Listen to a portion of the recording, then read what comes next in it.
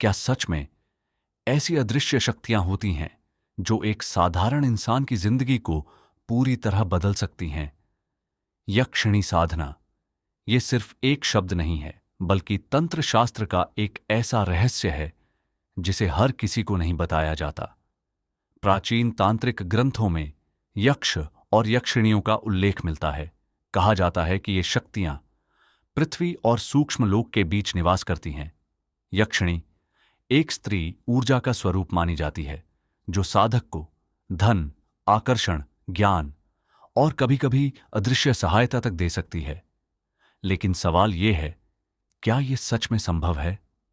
तंत्र शास्त्र के अनुसार यक्षिणी कोई सामान्य आत्मा नहीं होती। ये एक विशेष प्रकार की ऊर्जा मानी जाती है जो प्रकृति और चेतना के बीच कार्य करती है। कुछ ग्रंथों में 36 या 64 यक्षिणियों का वर्णन मिलता है।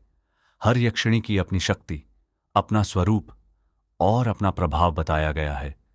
यक्षिणी साधना कोई सामान्य साधना नहीं होती। इसे हमेशा गुप्त रखा गया है क्योंकि यह हर किसी के लिए नहीं होती। इसके लिए जरूरी है धैर्य, एकाग्रता और मानसिक स्थिरता। कहा जाता है कि यक्षिणी साधना के लिए एक खास वातावरण की जरूरत होती है, शांत और एकांत स्थान जहां कोई डिस्टर्बेंस ना हो, और ज्यादातर रात का समय, विशेष रूप से आधी रात के बाद का समय, जब आसपास की ऊर्जा सबसे ज्यादा शांत मानी जाती है। अब बात करते हैं कि यक्षिणी साधना कैसे की जाती है। सबसे पहले साधक एक निश्चित स्थान और समय तय करता है। फिर वही समय और वही स्थान रोज फॉलो किया जाता है। इसके बाद एक विशेष मंत्र का जाप किया जाता है। हर यक्षिणी के लिए अलग अलग मंत्र बताए गए हैं। जाप के दौरान ध्यान पूरी तरह उसी ऊर्जा पर केंद्रित किया जाता है और यह प्रक्रिया कई दिनों तक लगातार चलती है। कहा जाता है कि जब साधना प्रभाव दिखाने लगती है तो साधक को कुछ संकेत मिलने लगते हैं, जैसे अजीब सपने आना, रात में किसी की उपस्थिति महसूस होना या अचानक ऊर्जा में बदलाव। ये संकेत इस बात के माने जाते हैं कि साधना आगे बढ़ रही है। लेकिन सबसे बड़ा सवाल यही है, अगर किसी साधक को यक्षिणी सिद्धि मिल जाए तो उसके बाद क्या होता है? तांत्रिक मान्यताओं के अनुसार जब साधना पूरी हो जाती है तो यक्षिणी किसी ना किसी रूप में साधक के सामने प्रकट होती है। यह प्रकट होना हर बार एक जैसा नहीं होता। कभी सपनों में, कभी आवाज के रूप में और कुछ मामलों में एक वास्तविक अनुभव के रूप में, और इसी को सिद्धि कहा जाता है। कहा जाता है कि सिद्ध मिलने के बाद यक्षिणी साधक की सहायता करने लगती है। कुछ मान्यताओं में अचानक धन की प्राप्ति का उल्लेख मिलता है, कुछ जगहों पर ज्ञान और बुद्धि में वृद्धि, और कई लोग मानते हैं कि यक्षिणी साधक की इच्छाओं को पूरा करने में मदद करती है। लेकिन हर शक्ति के साथ एक जिम्मेदारी भी आती है। कहा जाता है कि सिद्धि के बाद कुछ नियमों का पालन करना जरूरी होता है।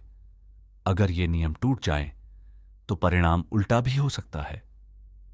कुछ कहानियों में ऐसा भी बताया गया है कि जो साधक इस शक्ति को संभाल नहीं पाते, उनकी जिंदगी में अचानक समस्याएं बढ़ने लगती हैं।